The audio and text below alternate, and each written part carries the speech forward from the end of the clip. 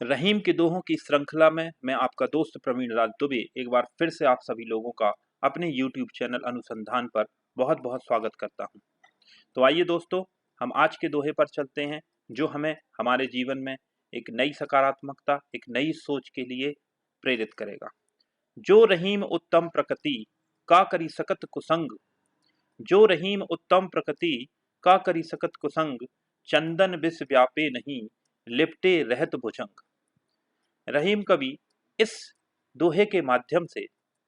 हमें बताना चाह रहे हैं कि यदि हम अपने जीवन में किसी काम के लिए सोच ले, हम दृढ़ प्रतिज्ञ हो जाएं, हमारी इच्छा शक्ति बहुत स्थायी हो जाए कि हमें कोई बुराई को अपने अंदर नहीं आने देना है, तो फिर वो बुराई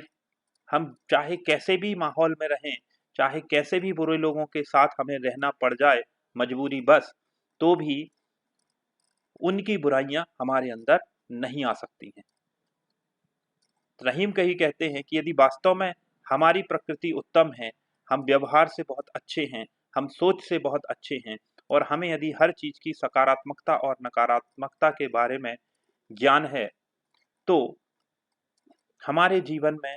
किसी भी माहौल में रहने पर बुराइयां नहीं आ सकती हैं। ठीक उसी प्रकार से जिस प्रकार से चंदन का वृक्ष जो कि बहुत अधिक खुशबू देता है, उस खुशबू से प्रभावित होके उसके आसपास अनेक सारे अजगर, नाग उसके आसपास लिपटे रहते हैं, उसके बावजूद भी चंदन का वृक्ष जो होता है वह पूरी तरीके से पवित्र होता है, पूरे तरीके से शुद्ध होता है और उसमें विष का बिल्कुल भी प्रभाव नहीं पड़ता है। ठीक उसी तरीके से यदि हम ये दृढ़ निश्चय रखें कि हमारे आसपास की बुराइयां हमारे अंदर ना आए, तो ऐसा संभव नहीं हो सकता है कि वो बुराइयां हमारे अंदर घर कर जाएं। बट इसके लिए सबसे आवश्यक चीज यदि हम वर्तमान परिप्रेक्ष्य में देखें, तो हमें उस चीज के सही गलत का ज्ञान होना चाहिए। दूसरी बात, हमें अपने आप में इस चीज को लेकर दृढ़ प्रतिज्ञ होना होगा कि भले ही मैं कैसे भी लोगों के साथ रहूं, भले ही उनकी क्या आदतें हैं जो उनको मैं नहीं बदल सकता हूं, लेकिन यदि मैं उनके अंदर अच्छी आदतें नहीं ला पा रहा हूं, तो मुझे इस चीज का पूरे तरीके से प्रयास करना होगा और दृढ़ प्रतिज्ञ रहना होगा कि उनकी बुराइयां मेरे अंदर ना आ पाए। यदि हम ऐसा कर पाते हैं,